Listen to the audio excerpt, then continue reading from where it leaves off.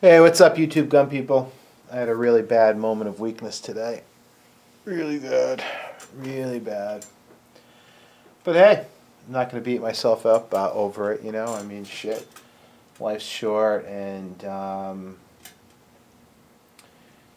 let me put it to you this way. It's not the stupidest thing I've ever done. Went to the gun shop today just to pick up some shotgun ammunition because trap season's starting. You know, shit just happens. You start to think, I kind of save up. I don't buy anything on credit. So I've been looking at one of these for a long time. You can probably figure out pretty much what it is right now. I was going to play a guessing game with a contest, but I'll have a separate contest for subscribers coming up soon. So I've got this firearm, and it's a firearm I always actually wanted, and it's perfect for sort of diversifying your shooting sports games, and lets you get into some other categories or divisions for shooting, I should say. You can probably guess what it is, right? I mean, you got speed loaders. These are okay for for personal defense. These what are these HKSs?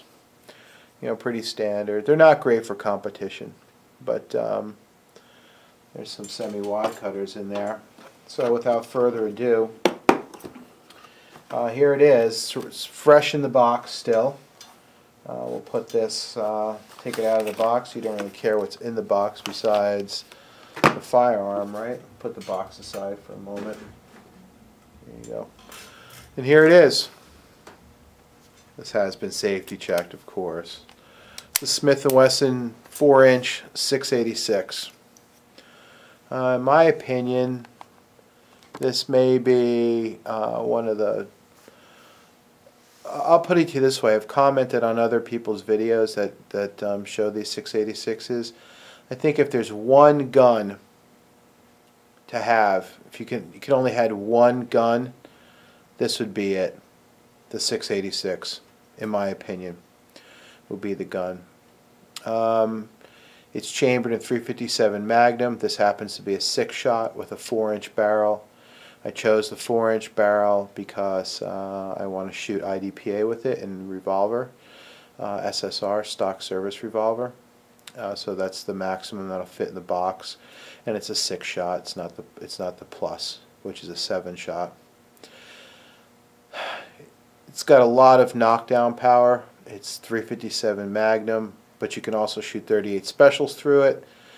So for a competition or target gun, it can be, you can tweak loads for it and get really bunny fart loads that are like powder puff loads.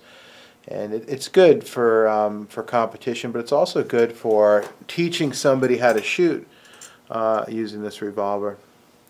They're exceedingly well made. I think the only real competition to this is the GP100, the Ruger GP100. And I'm not, I'm not bashing Ruger. I just think that Smith & Wesson, I like their firearm. I like their revolvers better.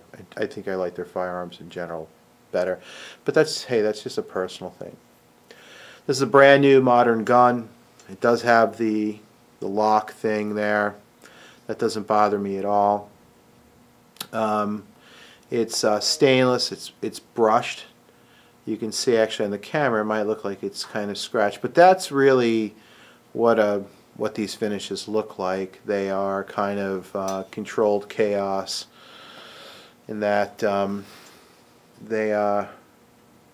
really it's a matter of taking the Scotch-Brite pad through and kind of going along the grain of the steel until you get something that you like out of it. That doesn't bother me at all. I think it looks pretty cool. You can get them nickel finished, I believe, too. There's a sight picture for you. It's a nice sight picture. It's got a adjustable rear sight. It's got the orange blade in the front. This could be taken out and adjusted. It's held in with a pin. I don't know if you can see the pin here. You see the pin? That roll pin could be taken out.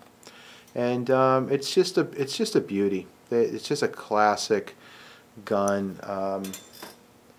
There's some shit on it here from, looks like fuzz from the box, but it's just really nice revolver.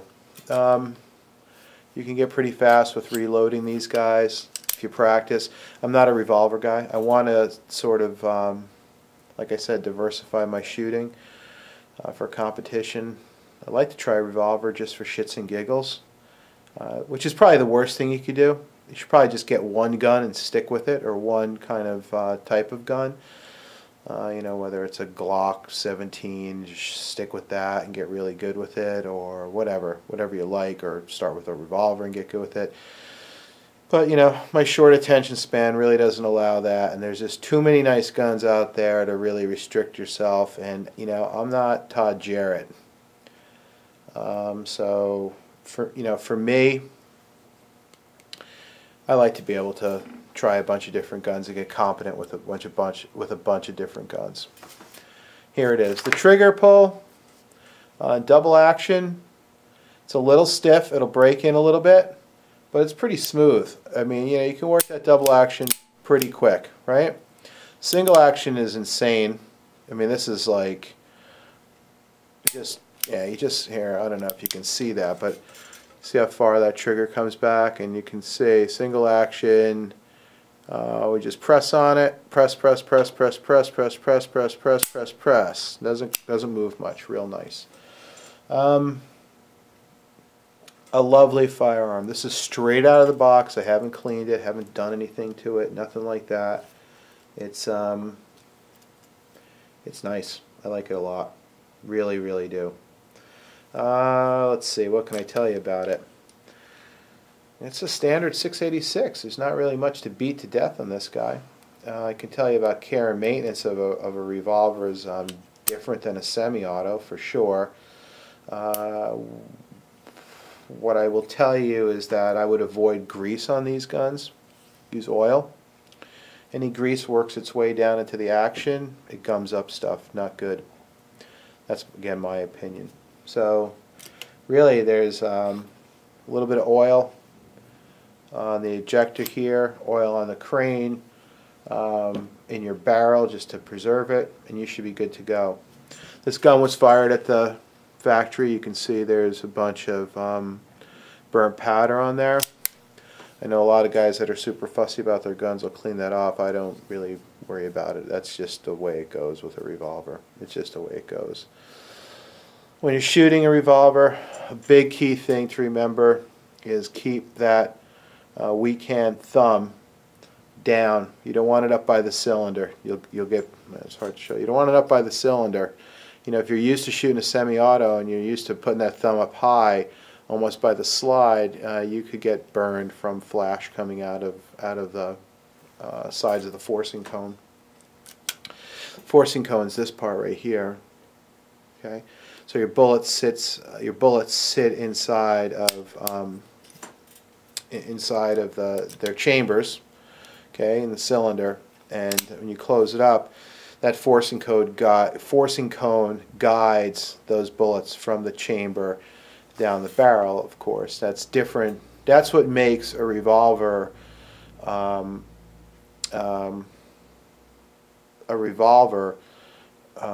versus a pistol, right?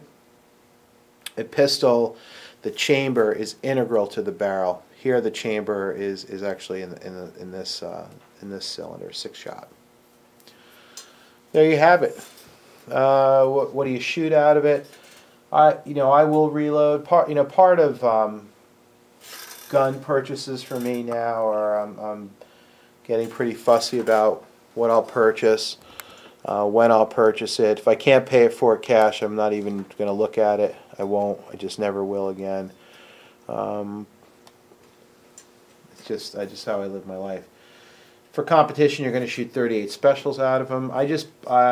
And I'll eventually reload for all this. Now, reloading gives you a big advantage for cost, and you can manipulate your loads.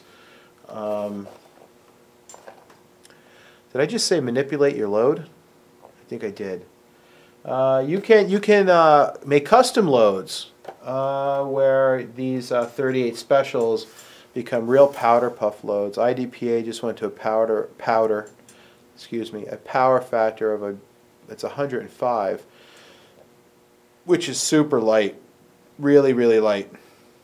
And that's down from the conventional 125.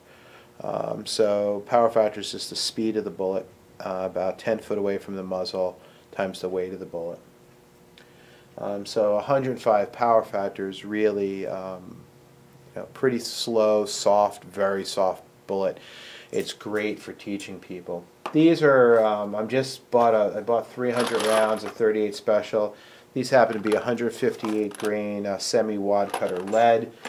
You can shoot lead out of these guys. It's no problem. It's cheaper than jacketed ammunition.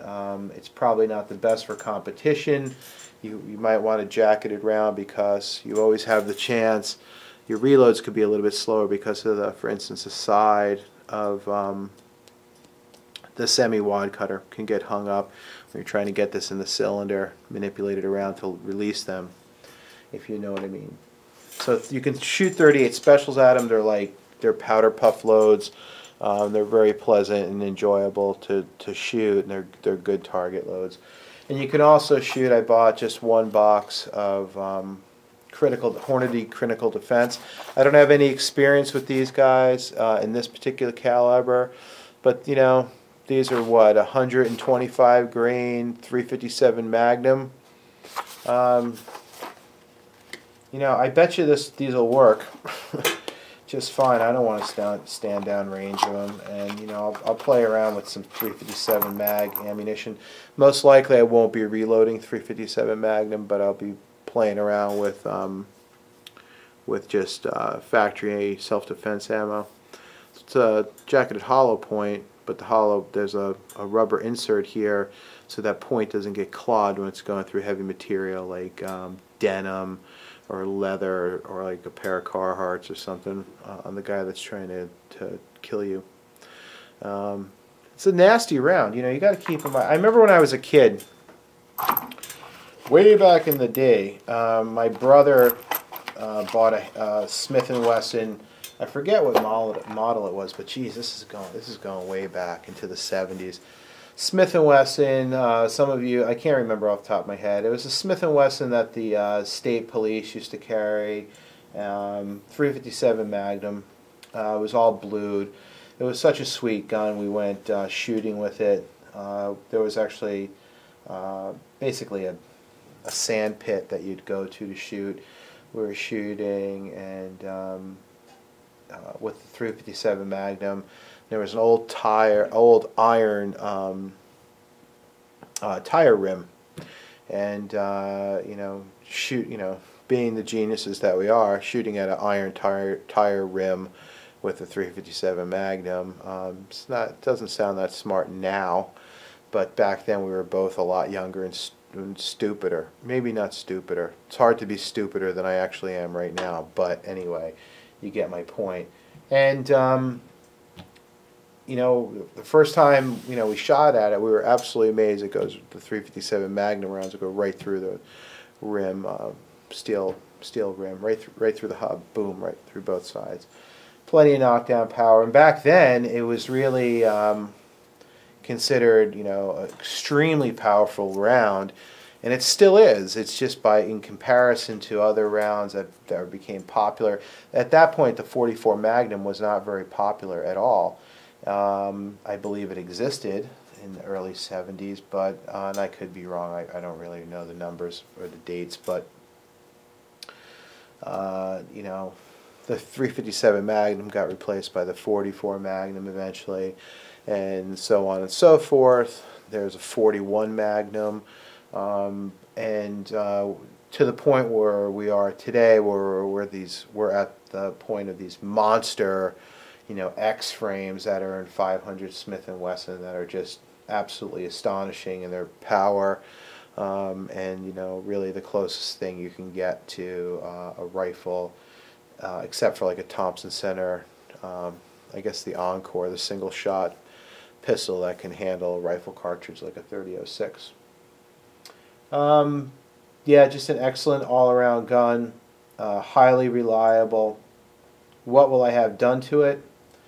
I will, I'll shoot it for a while as it is, just to get used to it. I like to do that. But other than that, most likely the things I'll have done to this really involved nothing more than some trigger work on the internals to get it super smooth, lightened up a little bit. You may have to change the spring. And there's a possibility I might have the hammer changed out. I don't know about that. We'll see. I guess if you change out the hammer, you can adjust the weight of the spring better. But it would be bobbed. That's typical for competition. The downside is there's no option for single action then. Having said that, if you bob it, you by default pretty much have had a trigger job done to it, and those double action triggers are so friggin' smooth. They're essentially, they almost feel like a single action. I might have mixed up my words, but you know what I mean.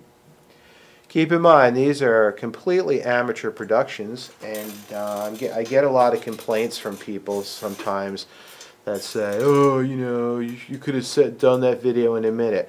Well, thank you very much, Gene Shalit, but, I'm really not, I'm not a professional video producer or TV personality or anything like that, or production assistant. So, get bent. If you don't like my fucking videos, hey, I can't, sorry. No refunds. Anyway, let's do some close-ups of this beauty. And I'd like to hear what you think. It was total, sort of an impulse buy, but not really. Here it is. I think, the quality of these, Smith & Wesson's been making revolvers for a long friggin' time. And the quality is really, really good. There's the stainless finish might not be as perfect as it could be, but I don't really give a shit. I beat my guns. I shoot the piss out of them. I really do. Because that's what I bought them for. Although, having said that, I do have a couple of guns that are sort of safe queens. I have a Colt Anaconda that I don't shoot very much. It's a rare gun, I think, and it's kind of has special value to me. It was given to me as a gift. That's a beauty. So that gets shot, but it's sort of pampered. It's not thrown in a holster and really kind of shot hard, let's say. And I bought that Colt 70 series that I'm in love with. I've had some special time with that gun already, and I'm just kidding you.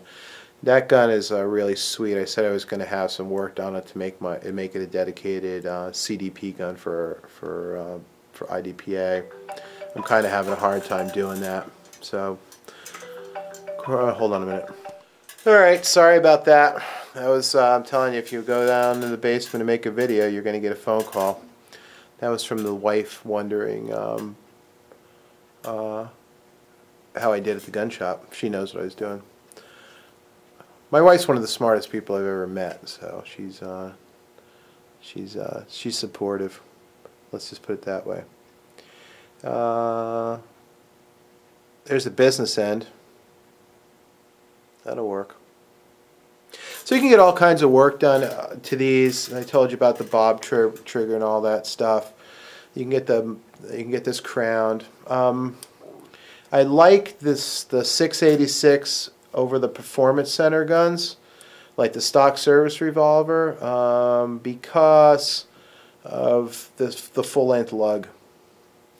Aesthetically, it's more pleasing, and it gives you a little bit more weight out front than one that's like cut like this, right?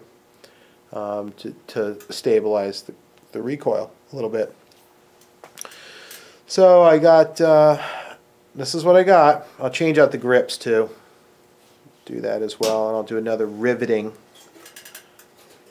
super riveting grip change video. It'll be like no other grip change video you've ever seen in your life. It'll be riveting, and I'll just have to say there'll probably be a stripper pole involved. You know what I'm saying? We'll grease up that stripper pole. No, I'm just kidding. What was I talking about? Oh yeah. No, I need a bigger grip. I have somewhat large hands, so I need a bigger grip, fatter grip, right? Um, there she is. It's a beautiful gun, just as she is, pretty much. A couple minor modifications, and we'll bring her from fine to super fine, if you know what I mean. And we'll get to know each other a little bit, spend some quality time at the range with each other. And you know, the thing about a revolver, there's not a friggin' whole lot that can go wrong with these things.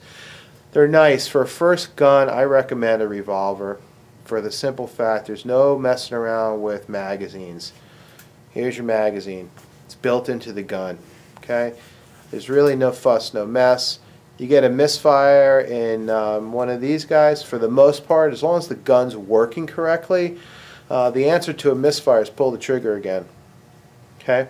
Seriously. You should wait that second in case you have a delay.